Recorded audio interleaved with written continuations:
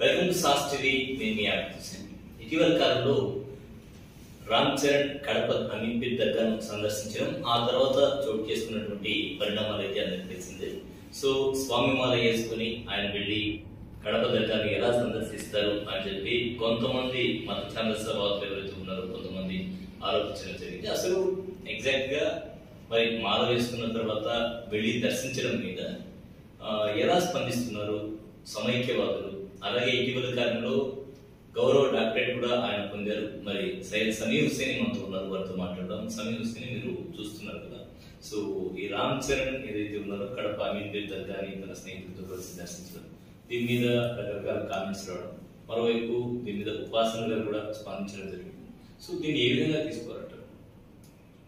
ముందుగా sauce TV ప్రేక్షకులకు నా నమస్కారాలు తెలియజేసుకుంటున్నాను.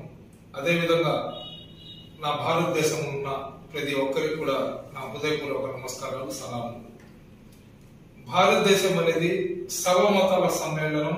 అదేవిధంగా ప్రతి ఒక్కరు సోదర భావంతో జీవిస్తున్నారు కాబట్టే ప్రపంచ దేశాల్లో భారతదేశానికి ఒక గుర్తింపు ఉంది. భారతదేశం అంటే ప్రపంచంలో ఏ కంట్రీకి పోయినా కానీ అక్కడ ఇస్లామిక్ కంట్రీ అని, క్రిస్టియన్ కంట్రీ అని, లేకపోతే జ్యూస్ కి సంబంధించిన కంట్రీ అని చెప్తారు. కానీ భారతదేశానికి ఏం చెప్తారంటే సబ్ కాంటినెంటల్ అంటారు.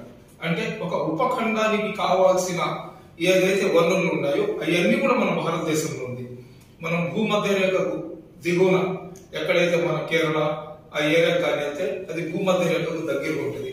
అక్కడ మనకు సతత హరిత అరణ్యాలు కనపడతాయి. అదేవిధంగా కాశ్మీర్ కానీ మనం వెళ్ళిపోతే అక్కడ మంచు కురుస్తుంటది అనమాట. రకరకాల ఖనిజ సంపద, రకరకాల జాతులు, కులాల సమ్మేళనమే ఈ భారతదేశం. ఈ భారతదేశంలో ఉన్న గొప్ప విషయం ఏంటంటే అనాదిగా కొన్ని లక్షల సంవత్సరాల నుంచి ఇక్కడ ప్రతి ఒక్కరు కూడా ఒక మనిషిని ఏ విధంగా ప్రేమించాలని చూస్తారు, కానీ కులాల మతాల మధ్య చిచ్చు పెట్టుకొని విచ్ఛిన్నం చేసుకోవాలనే ఆలోచన అయితే భారతదేశంలో ఉన్న వాళ్ళలో 99% మందికి ఉండదు. ఎవరైతే ఈ 1% వ్యక్తులు ఉంటారో వాళ్ళకు ఉదయం లేచినప్పటి నుంచి ఈ కులాల మతాల మధ్య చిచ్చు పెట్టాలా, ఏ విధంగా ఇతర మతస్థులను రెచ్చగొట్టాలా, ఏ విధంగా ఇతరులను నిందించాలా, వాళ్ళను కష్టపెట్టి వాళ్ళు కష్టపడుతుంటే పైశాచిక ఆనందం ఏ విధంగా పొందాలనే ఆలోచన పనులు కొంతమంది ఉన్నారు. పురాతన కాలంలో ఎప్పుడైతే ఈ యూట్యూబ్ ఛానల్ కానీ, సోషల్ మీడియా కానీ, న్యూస్ ఛానల్స్ కానీ లేనప్పుడు ఎప్పుడు కూడా ఈ విధమైన చర్చ రాలేదు. ఇప్పుడు ఏమైపోయిందంటే కొన్ని యూట్యూబ్ ఛానల్ వాళ్ళు వాళ్ళ టీఆర్పీ రేటింగ్ పెంచుకోవడానికి, వ్యూవర్షిప్ పెంపొందించుకోవడానికి వాళ్ళు ఏం చేస్తున్నారంటే ఏదో ఒక కాంట్రవర్సిటీ కానీ మాట్లాడితే 10 మంది మా ఛానల్ చూస్తారనే ఒక ఆలోచనతో కొంతమంది బోగస్,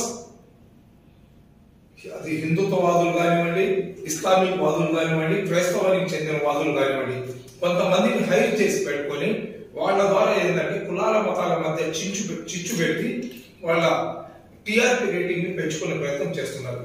అసలు ఎవరైతే రామ్ చరణ్ కడప దర్గాకు వెళ్ళినారో అతను కడప దర్గాకు వెళ్లితే తప్పేంది నా మొదటి ప్రశ్న. ఎంతో మంది దేవస్థానాలకు వెళ్తున్నారు. ఇప్పుడు మనం చూస్తున్నాం హైదరాబాద్ కానివ్వండి, లేదా మన భారతదేశంలో రాజకీయ నాయకులు కానివ్వండి, అదే విధంగా ఒక స్కాలర్స్ కానివ్వండి, వీళ్ళందరూ కూడా టెంపుల్స్ కి వెళ్ళినప్పుడు అక్కడ ఉన్న ఆచారం ప్రకారం వాళ్ళకు బొట్టు పెట్టి ఆ శటకోపం తల మీద పెట్టి వాళ్ళంతా వాళ్ళు ఏదైతే పూజ చేస్తారో చేసినప్పుడు ఆ హారతి ఇచ్చినప్పుడు దండం పెట్టుకొని బొట్టు తగిలించుకునే ముస్లింస్ ఎంతో మంది ఉన్నారు.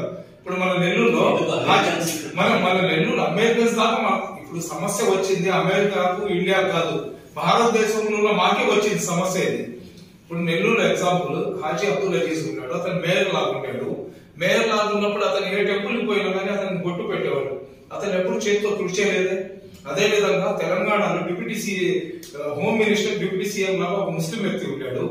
అతను ఎక్కడక్కడ ఏ సమ్మక్క సారక్క జాతర కానివ్వండి, అదే విధంగా ఖైరతాబాద్ లో ఉన్న వినాయక స్వామి విగ్రహం దగ్గర కానివ్వండి, ఎక్కడ పోయినా కానీ వాళ్ళ ఆచారం ప్రకారం బొట్టు పెట్టేవాళ్ళు, వాళ్ళు దండం పెట్టి పూజ గమ్ముకు వచ్చేవాళ్ళు. ఇది తప్పేలా పోతో నాకైతే అర్థం కావడం లేదు. అసలు అయ్యప్ప మాల వేసుకున్న వాళ్ళు వాళ్ళ ఏదైతే ఆ మాలను విరుపింప చేయించడానికి అయ్యప్ప దర్శనానికి వెళ్తారు కదా, వెళ్ళినప్పుడు ఆ స్వామి జ్యోతి దగ్గర వెళ్లే ముందర ఎంట్రన్స్ లో ఓవర్ స్వామి అని ఒక దర్గా ఉంది.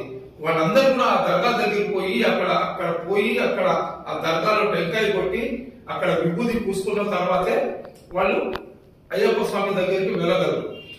అయ్యప్ప స్వామి ముస్లింల దగ్గర పోయేసి రమ్మంటుంటే వీళ్ళెవరండి? వీళ్ళు దేవుడు కాదు కదా. ఏ దేవుడు మాల వేసుకున్న వ్యక్తి దర్గాకు ఎందుకు వెళ్ళాడని చెప్పి పాయింట్ అవుట్ చేస్తున్నారు వీళ్ళు పాయింట్ అవుట్ చేయాల్సింది మాకు కాదు. అయ్యప్ప స్వామి చెప్పాడు నా దగ్గర వచ్చే వాళ్ళు దర్గాకు పోయేస్తున్నాడు అని చెప్పి. అంటే అయ్యప్ప స్వామిని కూడా వాళ్ళు వ్యతిరేకిస్తున్నారు. They are not Hindus. వాళ్ళు హిందువులు కాదు.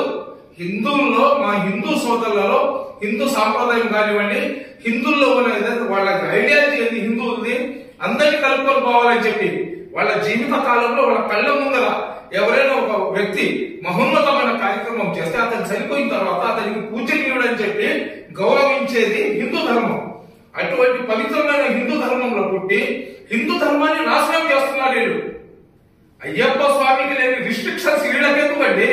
ఆ దేవుడే చెప్తున్నాడు. అయ్యప్ప స్వామి ఏమని చెప్తున్నాడు? మీరు మాల వేసుకున్న తర్వాత మాలను విరమింపజేయాలంటే నా దగ్గర వచ్చే ముందర నా పాదాల చెంత నా శిష్యుడు ఓవర్ స్వామి ఉన్నాడు, అతని దర్గాకు వెళ్ళండి, అతని దర్గాకు వెళ్ళి అతనికి దర్శనం చేసుకుని అతనికి సద్దింపులు చేసుకుని నా దగ్గర రమ్మంటున్నాడు. వీళ్ళు ఏంటంటే కేవలం ఏదో ఒకటి మతోన్మాదాన్ని రెచ్చగొట్టాలా, కించపరచాలా, ఫెమిలియర్ అయిపోవాలా, పేరు ప్రఖ్యాతులు వచ్చేయాలని చెప్పి చేస్తున్నది తప్ప వాళ్ళకి ఏ ధర్మం మీద వాళ్ళకి విశ్వాసం లేదు, నమ్మకం లేదు. రైట్. కొంతమందితో మాట్లాడడం జరిగింది, నేను కూడా పర్సనల్ గా మాట్లాడడం జరిగింది. చాలా మంది ఏం చెప్పారంటే కన్యాస్వాములు ఎవరైతే ఉంటారో అంటే మొదటగా మాల వేసినటువంటి వాళ్ళు ఖచ్చితంగా దర్గాకు వెళ్ళిన తర్వాత మాత్రమే అయ్యప్ప స్వామి దర్శించుకుంటారని చెప్పడం జరిగింది. అలాగే కొంతమంది ఏం చెప్తున్నారంటే పవన్ కళ్యాణ్ సనాతన ధర్మం గురించి మాట్లాడారు కదా, కావాలని పవన్ కళ్యాణ్ ఇరుకున పెట్టడం కోసం కొంతమంది ఈ విధంగా చేస్తూ ఉన్నారు అనేటువంటి మాటలు కూడా చెప్పడం జరిగింది. మరి దీని మీద మీరు సనాతన ధర్మము ఇస్లాం ధర్మాన్ని వ్యతిరేకించమని చెప్తుందా? సనాతన ధర్మము క్రైస్తవ ధర్మాన్ని వ్యతిరేకించమని చెప్తుందా? సనాతన ధర్మం ఏం చెప్తుంది? ఏదైతే హిందూ ధర్మానికి చెందిన సాంప్రదాయాలు ఉంటాయో దాన్ని తూచా తప్పకుండా పాటించమని చెప్తుంది. నేను ఇస్లాం ధర్మంలో ఉన్నాను. ఇస్లాం ధర్మంలో 5 పూట్ల నమాజ్ చదవడము, అదే విధంగా అల్లా తప్ప నాకు ఆరాధ్యుడు ఎవరు లేరని చెప్పడము, చివరి ప్రవక్త ముహమ్మద్ ప్రవక్త సల్లల్లాహు అలైహి వసల్లం అతని అడుగు జాడలు నేను నడుస్తానని చెప్పి నేను చెప్పడం నా ధర్మం నాకు నేర్పిస్తుంది. నా ధర్మంలో నేను ఇతర ధర్మాలను కించవచ్చామని చెప్పి నా ధర్మం నాకు చెప్పదు. అదే విధంగా సనాతన ధర్మం కూడా వేరే మతస్థులను కించపరచండి, వేరే వాళ్ళ ఆచారాలను అవమానపరచండి అని చెప్పి సనాతన ధర్మం ఎక్కడ చెప్పదు. సనాతన ధర్మంలో ఆయన ఉంటే తప్పేముంది? సనాతన ధర్మంలో ఆయన ఉన్నాడు. రాజకీయ కోణంలో చూడొచ్చు అంటారా? ఇది కావాలని ఖచ్చితంగా రాజకీయ కోణంలో మతోన్మాదాన్ని, రాజకీయ కోణంలో మతోన్మాదాన్ని రెచ్చగొట్టే ప్రయత్నం జరుగుతుంది తప్ప ధర్మాల మీద దేవుళ్ళ మీద ప్రేమతో లేదా దేశం మీద ప్రేమతో అయితే ఎవరు మాట్లాడటం లేదు. వాళ్ళందరూ కూడా ఏంటంటే ఏదో ఒకటి మనం మాట్లాడినాం అనుకోండి, మాట్లాడేస్తే దానికి ఇప్పుడు మీరు నన్ను అడగొచ్చు, మీరు ముస్లిం లాగా ఉన్నారు కదా, మీరు జై శ్రీరామ్ చెప్తారా అని చెప్పి మీరు నాకు క్వశ్చన్ చేయవచ్చు. ఏంటంటే నేను ముస్లిం లాగా పుట్టి నేను జై శ్రీరామ్ ఎలా చెప్పాలని చెప్పి నేను చెప్పాను అనుకోండి, అది ఒక న్యూస్. యాంకర్ అడిగిన ప్రశ్నకు సయ్యద్ సమీ హుసేని నేను జై శ్రీరామ్ చెప్పను అని చెప్పి, ఇప్పుడు మనము మా నాయకులు జై చంద్రబాబు నాయుడు అని చెప్పి, జై జగన్మోహన్ రెడ్డి అని చెప్పి, జై నరేంద్ర మోడీ అని చెప్పి, జై రాహుల్ గాంధీ అని చెప్పి ఇట్లాంటి స్టాండర్డ్ లేని వ్యక్తులకు మేము జై చెప్పినప్పుడు మర్యాద పురుషోత్తముడైన శ్రీరాముడికి జై శ్రీరామ్ అని చెప్తే తప్పేముంది? మర్యాద పురుషోత్తముడు ఎవరు? శ్రీరామచంద్రుడు. ప్రళయం దాకా ఒక వ్యక్తి ఏ విధంగా జీవించాలనే జీవన విధానాన్ని ప్రపంచానికి చాటిన వ్యక్తి శ్రీరాముడు. అటువంటి శ్రీరాముడికి జై శ్రీరామ్ అంటే తప్పేం లేదు. నా ధర్మాన్ని నేను తూచా తప్పకుండా నేను పాటిస్తున్నాను. ఇతరులను అవమానపరచడం నా ధర్మం నాకు నేర్పించలేదు. అదే విధంగా సనాతన ధర్మం కానివ్వండి, హిందూ ధర్మం కానివ్వండి, క్రిస్టియానిటీ కానివ్వండి, ఇతరులకు అవమానపరచండి, ఇతరులకు కించపరచండి అని చెప్పి ఎక్కడ చెప్పదు. కానీ అందులో కొంతమంది పుల్లలు ఏంటంటే ఇప్పుడు జిహాద్ అంటారు ఇస్లాంలో. జిహాద్ అంటే ఏంది? మన శరీరంలో ఉన్న మా కోరికలు ఉంటాయి కదా, ఒక మనిషి తన కోరికలను అంతరించడానికి మన మీద మనం చేసుకునే దాన్ని జిహాద్ అంటారు. అంటే చెడుని నిర్మూలించడానికి. శరీరము కోరికలు కోరుకుంటది, ఆత్మ పవిత్రంగా ఉండాలనుకుంటది. ఆ కోరికలను మనం ఇప్పుడు నేను వ్యభిచారం చేయాలని నా కోరిక ఉంటది. ఆ కోరికను నేను చెప్పుకోవడానికి జిహాద్ అంటారు. అంటే మనిషి లోపల ఉన్న చెడుని మేము అంతరించడానికి జిహాద్ అంటారు. ఆ జిహాద్ ని తీసుకొని ఏమేమి చేసేసారు? జిహాద్ అంటే మనుషులు చంపేస్తారు, జిహాద్ అంటే ఆడవాళ్ళని తీసుకొని లవ్ జిహాద్, ఫుడ్ జిహాద్, స్కూల్ జిహాద్, ఎడ్యుకేషన్ జిహాద్, అటువంటి మతోన్మాదులు ఉన్నారు. అటువంటి మతోన్మాదులకు మీలాంటి ఛానల్ వాళ్ళు కూడా వాళ్ళకు సహాయ సహకారాలు అందించమాకండి. ఎందుకంటే సొసైటీ రాబోయే రోజుల్లో చాలా భ్రష్ట పట్టించే ప్రయత్నం జరుగుతుంది. ఒక్కసారి సొసైటీ నాశనం అయిపోయిన తర్వాత మీరు మేము మాలాంటి లక్షల మంది ప్రయత్నం చేసినా గానీ సమాజంలో మేము మార్పు తీసుకొని రాలేము. కాబట్టి ఎంత దూరమైనా గానీ సర్వమత సమానత్వాన్ని కాపాడుకుంటూ సోదర భావాన్ని పెంపొందించే విధంగా ఏం జరిగినా గానీ బాగుంటుందని నా ఇదండి. ఇదే విషయాన్ని నెల్లూరులో కూడా కొంతమంది డిస్కస్ చేయడం జరిగింది. వాళ్ళు కూడా మీరు అన్నట్టు వాళ్ళు ఏం చెప్తారంటే, ఇప్పుడు మేమేం పట్టించుకోవట్లేదు కదా, ఆయన వెళితే తప్పేంటి, ఆయన global star, Ram Charan is global star, అతను అన్ని మతాలు కూడా టికెట్లు కొని చేస్తేనే అతని సినిమాలు సక్సెస్ అవుతున్నాయి. కాబట్టి ఎవరు పిలిచినా కూడా వెళ్తారు, ఎవరు చేసినా కూడా వెళ్తారు, దానికి తప్పే సినిమాలు సక్సెస్ అవుతున్నాయి కాబట్టి, లేదా రామ్ చరణ్ సినిమా యాక్టర్ అన్ని కులస్తులు అతని సినిమాలు చూస్తున్నారు కాబట్టి అతను అక్కడికి ఎందుకు వెళ్ళకూడదు అనే వాదనకి నేను సమర్థించనండి. అతను ఒక మనిషి, అతనికి ఇష్టం వచ్చినట్టు జీవించే హక్కు అతనికి ఉంది. అతని హక్కులను హరించే ఇప్పుడు నా జీవితం ఏ విధంగా జీవించాలో నాకు భారత రాజ్యాంగం నాకు హక్కు ఇచ్చేస్తుంది. నాకు ఇష్టం వచ్చినట్టు నేను జీవించవచ్చు. అతని జీవన విధానం ఈ విధంగా జీవించడానికి లేదు, నువ్వు ఆ విధంగా టోపీ పెట్టుకోవడానికి లేదు, లేదా నువ్వు దర్గాకి వెళ్ళడానికి లేదు, నువ్వు అన్నం తినడానికి లేదని అడిగే హక్కు మీకెవరు ఇచ్చారు? ఎవరు మీరు అంటే మీరు భారతదేశ రాజ్యాంగాన్ని ఉల్లంఘిస్తున్నారు. భారతదేశంలో ఉన్న లౌకికవాదాన్ని హరించే ప్రయత్నం చేస్తున్నారు. సేమ్ టైం హిందూ ధర్మాన్ని భ్రష్ట పట్టించే ప్రయత్నం కూడా మీరు చేస్తున్నారు. వాళ్ళ మీద చర్యలు తీసుకోవాలా? ఎవరైతే అక్కడ ఎందుకు వెళ్తున్నారు, ఇక్కడికి వెళ్ళి ఎందుకు వెళ్తున్నారు అని ఎవరైతే అడుగుతున్నారో అతను పూజారి కాదు, అతను ధర్మ ప్రచారకర్త కాదు, అతను ఒక ఆర్టిస్ట్, సినిమా ఆర్టిస్ట్. అతని కోరికలు ఉంటాయి, అతనికి మనోభావాలు ఉంటాయి. ఒక వ్యక్తికి సొసైటీలో ఒక గుర్తింపు, చిరంజీవి కానివ్వండి, అదే విధంగా పవన్ కళ్యాణ్ కానివ్వండి, రామ్ చరణ్ కానివ్వండి, వీళ్ళందరూ కూడా పబ్లిక్ స్టార్స్ వాళ్ళు, ప్రజల మనుషులు వాళ్ళు. ప్రజలకు రంభింపజేయించడానికి, ప్రజలకు మంచి సందేశం ఇవ్వడానికి, ప్రజల గుండెల స్థానం సంపాదించుకోవడానికి వాళ్ళకి ఇష్టం వచ్చిన రీతిలో వాళ్ళు జీవించే హక్కు వాళ్ళకు ఉంది. వాళ్ళకు క్వశ్చన్ చేసే హక్కు మీకెవరు ఇచ్చారని నేను అడుగుతున్నా. కాబట్టి ఇటువంటి వ్యక్తులకు మనకు ఖచ్చితంగా సమాజంలో మేమందరం కూడా ఖండించాలా. వీలైతే అటువంటి వ్యక్తులకు సరైన సమాధానం కూడా ఇవ్వాలా మీడియా పరంగా.